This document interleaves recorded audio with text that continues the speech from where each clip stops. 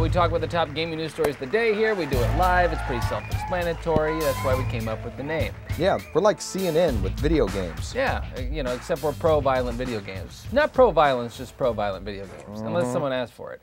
Nintendo's been struggling a bit this year. What they want to do now is actually partner with Happy Meals in the UK. Now, this is probably the most immediate example, is that you're going to have Mario toys and whatnot, and your Happy Meal. Yeah, you can't have toys and Happy Meals in America now. Choking hazards. Yeah, thanks, Obama. Yeah. But wouldn't you know it, Todd? This is far from the first time that McDonald's and Nintendo, the game company you used to enjoy, have actually partnered together. Are you ready for the challenge?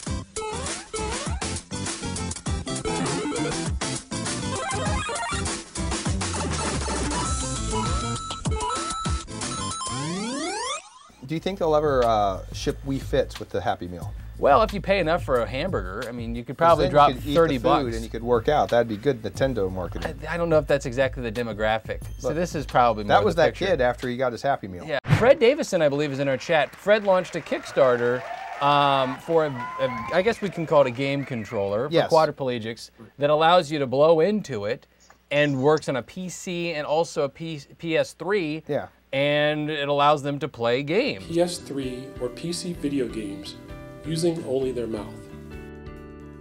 Quadstick connects to the PS3 or PC using a USB cable. It emulates a game controller, mouse, and keyboard and allows a disabled gamer to control multi-button or fast sequential button actions that previously were unavailable to them. Can you briefly describe for us how this works to the layperson, Fred? I have a series of sensors. There are 4 sip and puff sensors, and then there's the joystick. So the player can move the joystick around with their mouth, and then they can sip on the tubes in various combinations and deliver any of the signals to the PS3 can generate. I chose the PS3 because it was open and I could use it with a third-party controller like that. Thanks a lot, Xbox. Yeah, Xbox One. I wanted something that was really self-contained and could be used by somebody that was really limited in their motion. You know what? I'm reading the chat right now, and here's a byproduct I don't think you planned for, but MK Ultra is saying that he wishes a lot of Call of Duty people would use this so they'd shut their mouth during the gameplay. so that's like you're now the hero of the gaming industry. That's not a bad. You're the godfather of the guy that was able to correct that's not a Call bad of Duty one. players. I'm going to give props to MK for that. What's the main thing you plan on doing with the funds? Does it allow you to make more? Like, do you have a target for how many devices you want to create? The initial goal was to build 25 units. Okay. And so we have the funding to do that now. AI, did you want to chip in? I know this might be down your alley. As a cold-hearted AI robot thing that hates all humans, this is an incredible cause, and thank you very much. Wow. That's the first positive thing he's ever said about humanity. Yeah. Shut up, Todd. All right, so there we go. Yeah, so it all balances out. Final stories here, Todd. We only have 10 minutes left in the broadcast. 10 minutes. 10 minutes. We've got to get into spy planes, but our next story, more importantly, is about Metal Gear Solid 5. That's right. Huh? The Ground Zeroes. Too long. Is it too long? No, it's too short. Hold on a second. Let me fix that. Already been fixed. So let me add some flair. Look at that graphic, 1080, 60p, and perfect. Word came out, I guess it was probably early this week or late last week, that Metal Gear Solid 5, Ground Zeroes, the next Metal Gear game, is roughly 2 hours long. Who cares if it's good content? Do you judge a movie by the running time, Paul? Here's Do you judge a book by the number of pages? Here's the business. Yes. The Metal Gear Solid developers went on the defense and said, well, was Journey too short?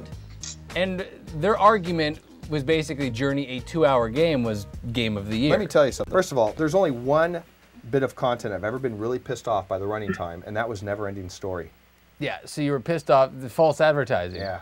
So really? there's DLC. The crickets are just yeah. There's a drone that's been circling the planet for the past 400 days. This has been in orbit. It's been in orbit for 400 days. It is an unmanned space shuttle, basically. The X-37B is a fully automatic space plane that lands itself It was once a NASA design to replace space shuttles. Look, I don't know if the people in chat or Skype are going to wake up, but clearly that is Obama's weather machine. I mean, how else do you explain the polar vortex? There's even speculation the spaceship may be aiming sensitive cameras and sensors toward Earth. This is paving the money way for shot, a new huh? generation of Look at that. robot spies. I think the ultimate purpose for this plane is to confuse the Chinese, to cause them to waste money responding to things that it might be, to keep them guessing. So his thing is, okay, now the Chinese get involved. He says that it's a way for us to go to the Chinese and say, hey, look what we have, you better spend some money. Even though they own basically everything that we have, we want them to outspend themselves. Again, guys, we're here every damn day, Monday through Friday, 5 to 9 Pacific time. I'd like to thank Fred, our special guest. Yeah, came that was in awesome. Here. Support his Kickstarter. I think we still have the link in the chat here. Yeah. It's a quadriplegic gaming controller. You play by blowing into it. Thank you very much for joining with us. Take care. I hate you both. He says that, but